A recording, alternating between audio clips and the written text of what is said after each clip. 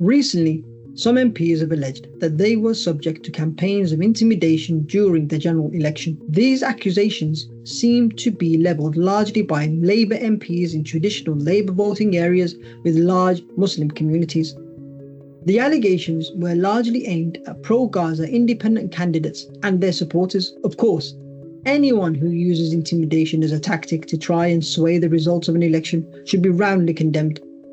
But at the same time, we should remember that this is not the same thing as exercising your democratic right to hold politicians to account for their failures to live up to the expectations of voters. Alarmingly, in recent years, we've seen the line between the two blurred. For example, the last government consistently demonized Gaza solidarity protests as extremists, when they were only standing for justice by protesting against the genocide unfolding in Gaza. Over the years, we've also seen a raft of new legislation come into law, further restricting the parameters of freedom of public speech and the right to protest, such as the so-called Public Order Act, which was widely condemned by numerous human rights groups. What we need is for Labour to put a stop to attacks on our freedom of speech and right to protest. That means that we need Labour to seize or to not seize on the accusations of intimidation and to use them to further restrict our right to passionately express ourselves, especially over the genocide in Gaza and the relative silence of many of our elected politicians towards it. Labour should not forget that the reason a lot of Muslim voters turned away from them and towards smaller parties and independent candidates was because of the leadership's morally bankrupt stance toward the Gaza genocide. A siege is appropriate? Cutting off power, cutting off water? Sakir? Well, I think that Israel does have that right. The narrative of intimidation seems to be part of a broader post-election mood music of discrediting independent MPs who won constituencies by criticising the positions of the mainstream parties towards the genocide in Gaza. One individual who has been vocal in calling for an investigation into MP intimidation is John Woodcock, also known as Lord Wolney. Wolney is the government's advisor on political violence and disruption, a post he was given in 2019 by then Prime Minister Boris Johnson after resigning from Labour.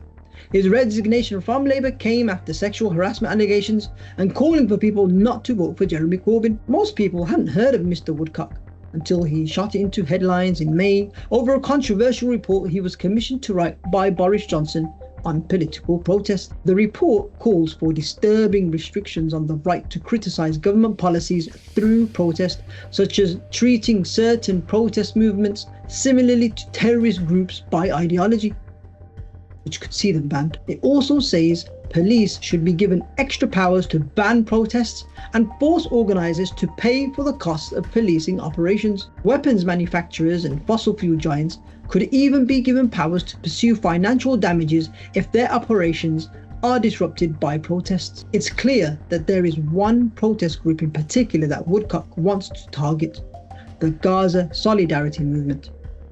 He has referred to groups like Palestine Action and the Friends of Al-Aqsa as extremists and publicly called for MPs to be banned from engaging with them. Those groups and others like Palestine Solidarity Campaign and Just Stop Oil are also mentioned in his controversial report. While the draconian measures against our freedom of speech are concerning enough, Woodcock's clear conflicts of interest should also be a clear sign that he is not at all suited to the position he has been given.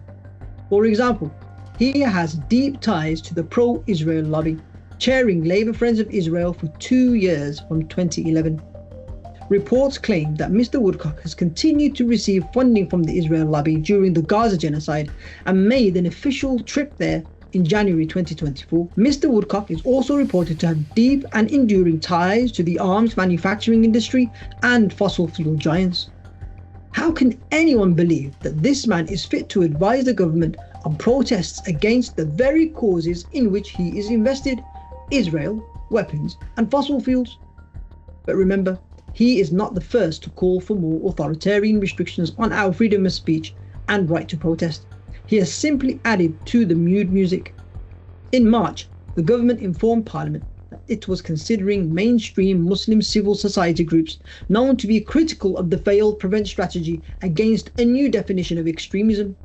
The same month, Sarah Khan's review into the threats to social cohesion and democratic resilience was published, which also makes the case for imposing heavier demands on our right to protest.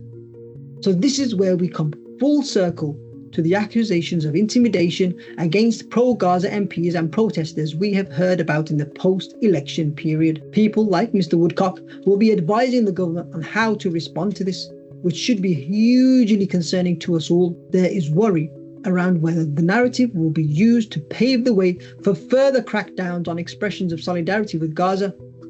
Labour, if they are the party of the people and of democracy, must protect our rights and freedoms from further assault.